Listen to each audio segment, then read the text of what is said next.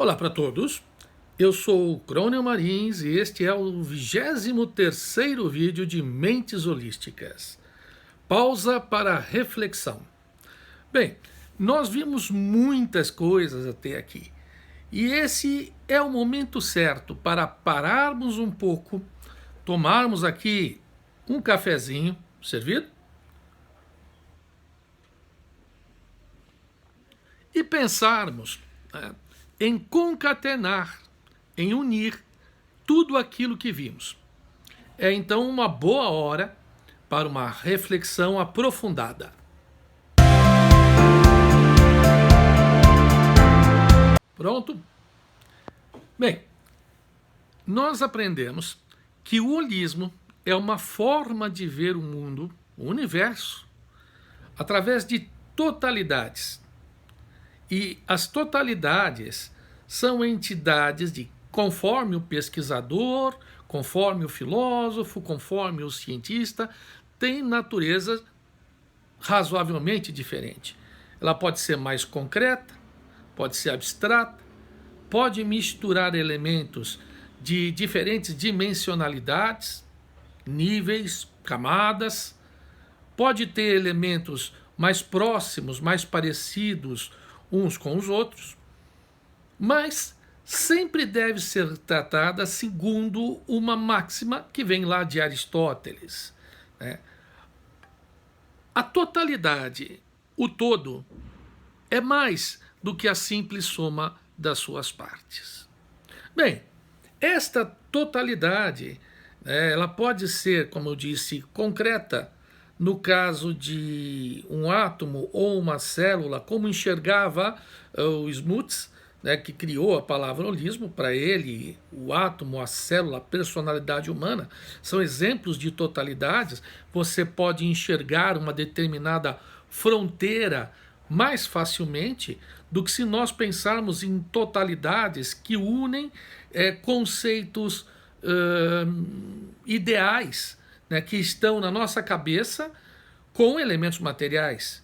Por exemplo, um museu. O museu não é só uma coleção de obras ou de itens que estão lá. O museu é também uma instituição. O museu faz parte da cultura. O museu faz parte de uma determinada política de governo, certo? Uma política cultural.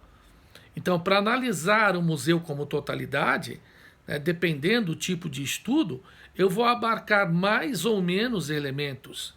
Da mesma maneira, uma igreja, no sentido de religião.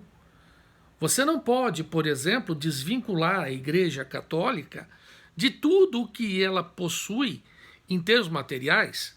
Nós sabemos da riqueza que a Igreja Católica tem. E você não pode desvincular a Igreja Católica de uma história que tem mais de quase 2.000 anos, se formos considerar a igreja organizada. Pois bem, são totalidades difíceis de serem tratadas, justamente aquelas que mais interessam, porque juntam aquilo que é humano. E para nós, tudo é humano. Mas se eu estou falando de sistemas planetários, por exemplo, eu logo encontro uma lei que defina como planetas, a estrela, satélites estão orbitando uns ao redor de outros. Mas, e com relação a qualquer instituição humana? Uma simples sociedade, uma empresa, um time de futebol, e por aí vai. São totalidades mais difíceis de serem descritas. Pois bem, nós não vamos aqui sugerir uma tipologia, uma classificação de totalidades. Nós vamos, sim, sugerir métodos para estudar essas totalidades de uma forma científica, ou seja, com um método defensável segundo regras de ciência. Nós sugerimos um modelo. É um modelo nosso, né, que não é nem melhor nem pior do que outros modelos que possam ser sugeridos. E nós fizemos algumas aplicações com este modelo em empresas, em instituições públicas, na educação. Falamos um pouquinho de como o modelo poderia ser aplicado, né, considerando a indissociabilidade de um casal. Tudo isso está nos vídeos anteriores. Depois, nós apresentamos o holismo originalmente proposto pelo Jean-Christian Smuts, o africano estadista Jean-Christian Smuts. Fizemos uma crítica porque ele pensa no holismo como uma forma de transcender, de superar algumas variáveis metafísicas na análise do universo, mas ele acaba transformando o holismo, nós colocamos isso, em uma variável metafísica, como se o universo tivesse este fator como uma de suas características que vai explicando toda a sua evolução, que acaba tendo que culminar na consciência do ser humano aqui na Terra. E nesse caso, é verdadeiramente um antropocentrismo que a gente quer evitar. Bem, depois nós apresentamos uma crítica pesada ao holismo do epistemólogo argentino Mário Bunge e rebatemos esta crítica. O holismo, tradicionalmente muito abstrato, avesso à análise, contemporaneamente ele é visto com outras possibilidades. O holismo não despreza as partes. O holismo pode ser utilizado de forma analítica se aquele que analisa, o pesquisador, ele tiver a consciência holística, tiver a consciência de que ele está fazendo recortes, esse foi aí o motivo do último vídeo, né? E que nesses recortes algumas coisas vão ficar de fora com alguns critérios. Ele não vai deixar de ser holista porque ele sabe que a qualquer momento ele vai precisar revisar estes recortes. Ele tem consciência do todo. E nós também vimos, né, alguns tópicos bem interessantes e relacionando-os, né, esses tópicos com o holismo. São eles: tópicos holisticamente polêmicos. Determinismo. Assumir o determinismo, na verdade, praticamente vai impedir a existência do novo. Nós vamos cair num reducionismo. Tudo o que existe sendo reduzido a um ou dois ou poucos fatores, quando a realidade é mais complexa. Então, o holismo se dá muito melhor com a ideia do possibilismo. A realidade é extremamente complexa e não se pode assumir que exista uma relação causal simples que vem desde o início, do começo do universo, até o seu provável final, incluindo a existência do ser humano por aqui.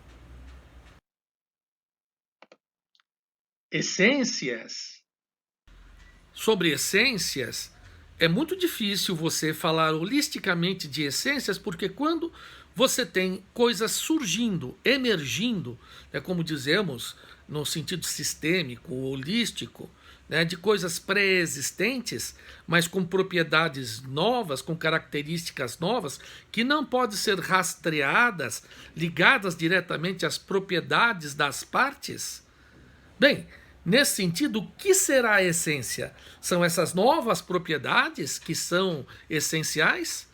Ou são propriedades que já estavam nas partes? Como decidir isso? Bem, o essencialismo não se casa com o holismo de forma fácil. É melhor nós pensarmos, principalmente quando vamos observar o significado das coisas, que varia de pessoa para pessoa. Nesse sentido, determinar uma essência válida para todos será extremamente complicado. Livre-arbítrio. O livre-arbítrio é uma versão especial do possibilismo.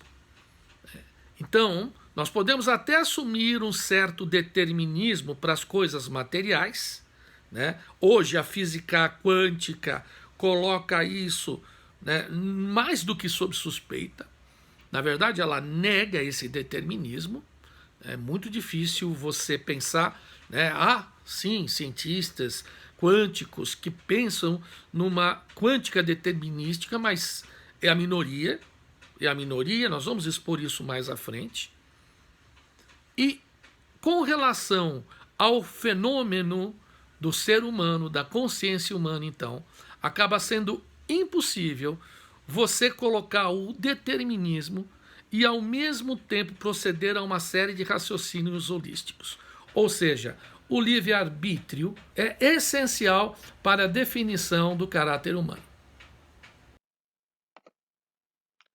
Diversidade. Finalmente, a diversidade. Nós defendemos que a diversidade é fundamental, particularmente naquelas totalidades de ordem superior e aquelas que possuem vários níveis, que misturam o material, que misturam o orgânico vivo, que misturam a consciência, o mundo das ideias, tudo isso numa única totalidade. Neste caso, a diversidade ela vai proteger esta totalidade, vai deixá-la mais forte, mais resistente a qualquer possibilidade de ataque, né, ou de uma certa corrupção, desgaste.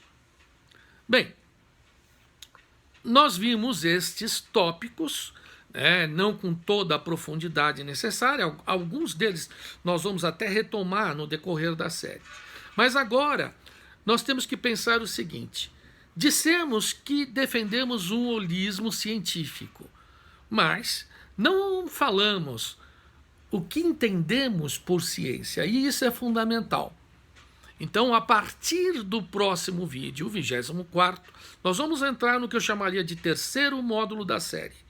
E nesse terceiro módulo, nós exploraremos o conceito de ciência, o conceito de método científico e mostraremos como as ciências, particularmente na segunda metade do século XX, elas vêm se modificando, tá? Elas vêm sofrendo acréscimos de tal maneira que o holismo passa a ser não apenas uma possibilidade, mas quase algo extremamente necessário para que a ciência continue evoluindo. Então, se inscrevam no canal e na semana que vem voltamos para falar de ciência.